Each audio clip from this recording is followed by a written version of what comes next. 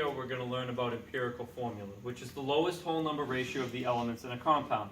So simply, just to show you what that means, if we were looking at a molecule such as glucose, its molecular formula would be C6H12O6, but the lowest whole number ratio of the elements in the compound would give you a formula of CH2O. Now, a lot of times when we're analyzing materials, we can break them down or burn them in a way that we can figure out what the percentage-based composition was.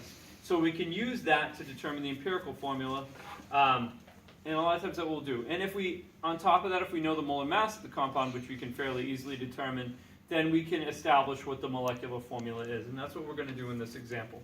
So the problem I put on the board to review for this would be a molecule contains the composition listed below: 48.38% carbon, 8.12% hydrogen, and 43.5% oxygen. And it has a molecular formula of 222.25. And I ask you to determine both the empirical and molecular formula. And so what we're going to do is recognize that whenever you're given percentages, the easiest way to handle that, since this is a ratio, it doesn't depend on the total amount you have. So you can just assume that you have 100 grams. And what that does is allows you to just say, well, there's that many grams of carbon, there's that many grams of hydrogen, and that many grams of oxygen, just making the conversion really easy. There are other ways you do it, but that's just the easiest way. Then, once you have grams, whenever you want to compare the amounts of different substances, you have to convert to the term moles, okay? Because moles allows you to relate how much something weighs to how many pieces there are, and when you're establishing a formula, you're looking at how many of each piece you have relative to the other thing. So we do that. We go from grams of carbon to moles. We get 4.03 moles of carbon. We do it for hydrogen, 8.05 moles of hydrogen. We do that for oxygen, 2.71. And then whenever you're trying to establish a relationship or a rational relationship between things, what you want to do is divide by the lowest number present. And that'll give you a something to one ratio, or give you a baseline of comparison. So the lowest number here of moles was 2.71. So in green, I divided by each of the number of moles by that amount.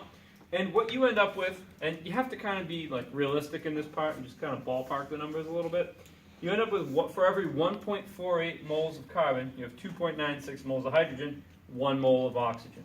So recognizing that this is really close to 1.5 and this is really close to 3.0. By rounding, we probably are off a little bit, but whatever. So this gives us a baseline comparison of, for every 1 mole of oxygen, you know the amount of each of the other things. Now, since one of these, and we're looking for lowest whole number ratio, we have to get all of these to a whole number. So since we have a 1.5 in here, what we need to do is multiply all of our amounts by 2, and that'll keep the same ratio, but it'll get us the whole number or integer values for the amount of each element. So that will give us an empirical formula of C3H6O2, lowest whole number ratios of the elements in this compound.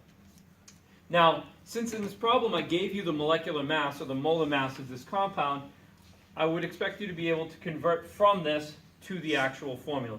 And in order to do that, what you have to do is determine the mass of the empirical formula, or we're going to call that the empirical mass. And to do that, you just look at what you have and multiply the amount of each element by the molar masses of them. And you would get that the molar mass of this empirical formula would be 74 grams per mole. So knowing that the actual compound has a molar mass of about 222, and our empirical formula has a mass of 74, we can see, by dividing the molar mass by the empirical mass, you can see that that's like 3 times as big.